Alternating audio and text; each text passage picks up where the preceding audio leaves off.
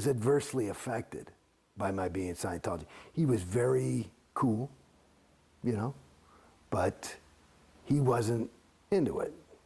He was happy for me. He never gave me any fucking thing about it, you know. But, and I think his wife, you know, I perceived that, you know, she was a little bit more like that. At any rate, and they were right. But, you know, and then everybody in Scientology, not everybody, that's a generalization. I'll give you people. Marty Rathbun, Susan Watson, Dave Pettit, a couple of RTC terminals people said, well, he's a 1-1 SP. Okay? In other words, trying to destroy my relationship with him, and it affected our relationship. 1-1 is a definition is covertly hostile. Hey man, I'm your friend. I really am. You fuck. You know, that's covertly hostile. Covertly hospital. And so one of the first things I did, I mean, you know, we'd stay in communication, but the further I got in, like that, and that's a loss, you know, let alone my family.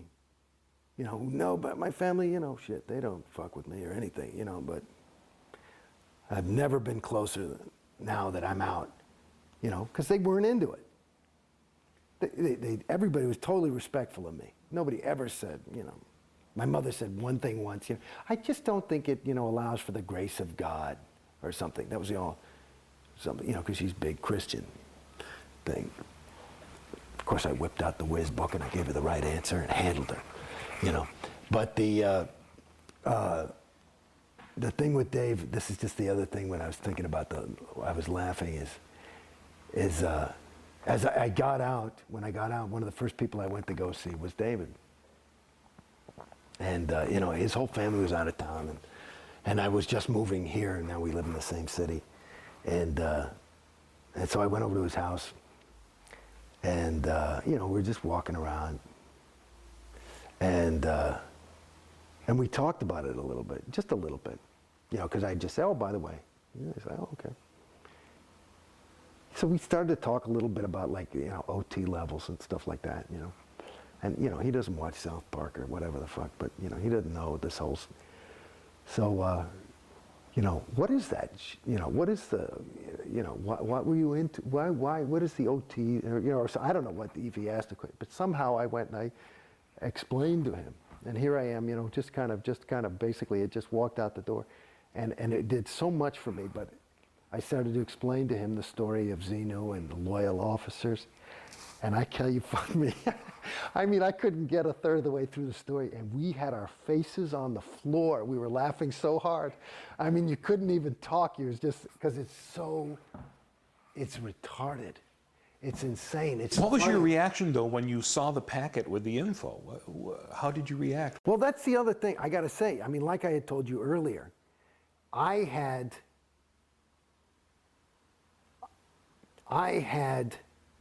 been on a spiritual journey long before Scientology. This data is just, it's as different as the word Thetan is different from the word spirit. It's about that different. I mean, the Bible talks about the devil and demons. It's nomenclature. The, you know, entities is what they talk about in these New Age religions. So all that stuff about Thetans, I mean, it was a little because I was in Scientology heavily, so I was a little bit like this. But I thought, okay, and I remember that was my thought. I said, okay, well, that's obviously, it wasn't that big of a surprise to me. And I just thought, it's like one of those moments, now that I look back and really look at it, there was a moment where I could have woken up there. But you choose not to. And that's part of the reason why Scientology is expensive. You know. Well, if you're paying a lot of money for it, it makes it more valuable. And you give it more. It's like I was just listening to the fucking radio today. There's this guy. He was working at MTV, and they were in New York. This is just on NPR today. This guy, and he was on this art channel on NPR.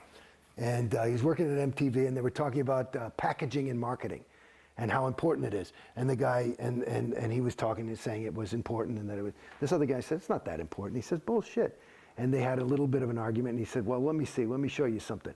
And he went, and he was in New York, and he went and he grabbed little garbage, and he put them in little plastic boxes, and he put a little stamp on them and dated them and signed the, you know, and numbered them, and he's selling them for $50 each as art. Started as $10 as just, and that was like a little gift. But now that they're up there $50 and $100 each, the people are actually calling them art. So it's an interesting thing. So again, it's your own, you're driving the car. It's just that you don't realize that the car, as a Scientologist, because you're in the trap, it's got a pre-rigged route. It's called the bridge. And so you feel like this is this easy life. I just got to sit here and the car basically drives itself. All I got to do is show up at the church and I'll be happy. And there you are. And you're on the bridge to total freedom. To total freedom. Yeah, they free you from yourself. That's one of the brutally ironic things about Scientology when they have a slogan called Think for Yourself. Yeah. And you find yourself thinking exactly what Scientology wants you to think, it seems. No, but you're doing it yourself. That's why it's pretty good. I mean, it's really insidious. It's quite, it's so bold and bald-faced that, you know, you just would never suspect it. You know? It's another, reminds me, you remember those, I used to smoke cigarettes. And so I was smoking cigarettes and I wanted to quit and I couldn't quit and I'm smoking. And then these new cigarettes came out from American Spirits. And I say, and they're supposed to be all natural, right? And the fucking thing on it, it said addictive free. And I said, bullshit. So I start smoking and I'm down to like 2 cigarettes a day. And I'm like fucking disseminating the shit out of these things. They're the best cigarettes in the world. And I'm telling everybody, these are addictive free. I'm hardly smoking at all. I say, look, it's addictive free. It says, that's not, it says additive free. I went right back to a pack a day. So it's the same kind of, you know what I'm saying? It's you know, you're playing the game by yourself. It's a mental.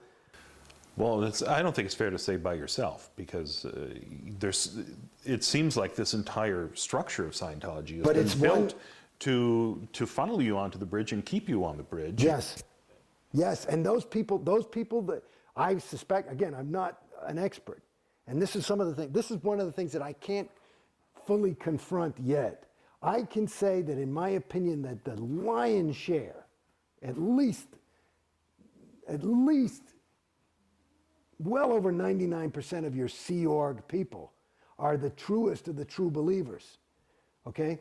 So they are really there they're trying to help you, and they'll not take no for an answer.